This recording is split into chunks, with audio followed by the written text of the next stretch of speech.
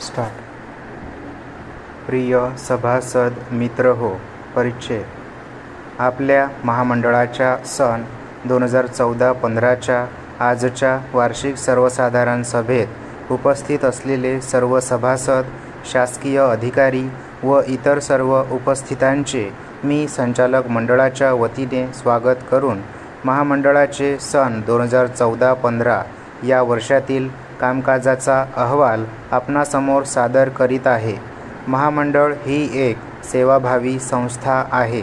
महामंडळाचा मुख्य उद्देश राज्यातील आदिवासींची आर्थिक पिळवणूक थांबवून त्यांचा विकास घडवून आणणे हा आहे.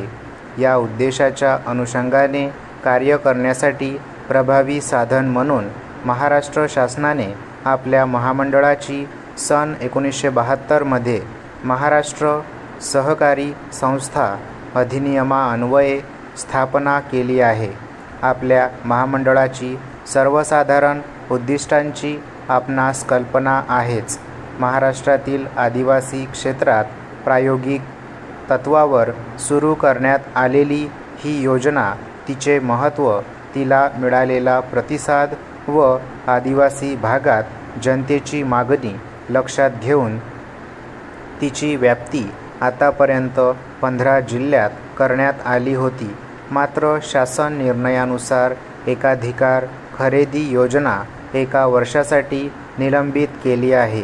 चालू वर्षी शासनाच्या सूचनेनुसार आदिवासी विकास महामंडळाच्या माननीय संचालक मंडळाने नाशिक येथे झालेल्या सभेमध्ये महामंडळाने यावर्षी ग्रामसभेकडील संकलित केलेला तेंदूपत्ता खरेदी करून त्याची थेट विक्री बीडी उत्पादकांना करण्याचा निर्णय घेतला आहे.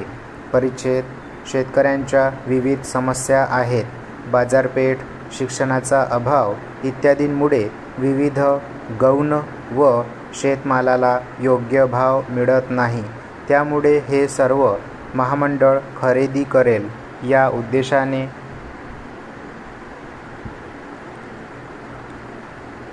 महामंडळाची स्थापना केली आहे.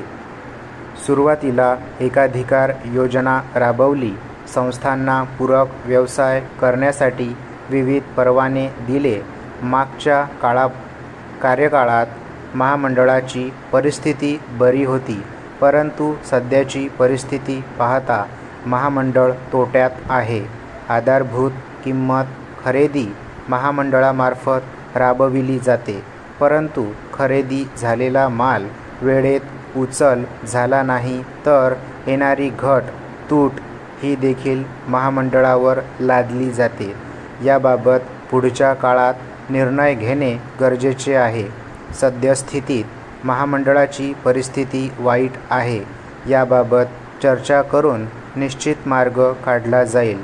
मागच्या वेळेला आचारसंहिता लागल्यामुळे संस्थांचे कर्ज माफ झाले नाही. शेतकऱ्यांकडून आधारभूत योजनेत धान खरेदी केल्यानंतर तात्काळ पैसे देण्याची कार्यवाही करावी. सर्व आदिवासी शेतकऱ्यांचा विमा काढण्याची कार्यवाही लवकर शासन स्तरावरून करण्यात येईल. आदिवासी भागातील सर्व वाडे वस्त्यांना जोडण्यासाठी नियोजन सुरू असून लवकरच कार्यवाही केली जाईल.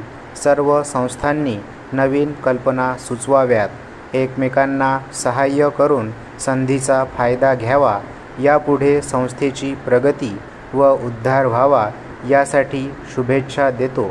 पुढच्या वर्षी आदिवासी विकास महामंडळाला 50 वर्षे पूर्ण होत आहेत, परंतु अद्यापपर्यंत महामंडळाची परिपूर्ण प्रगती झालेली नाही. आता महामंडळाची प्रगती करण्याकरिता जे जे शक्य आहे ते सर्व करूया. यासाठी सर्वांना शुभेच्छा. आपला स्टॉप.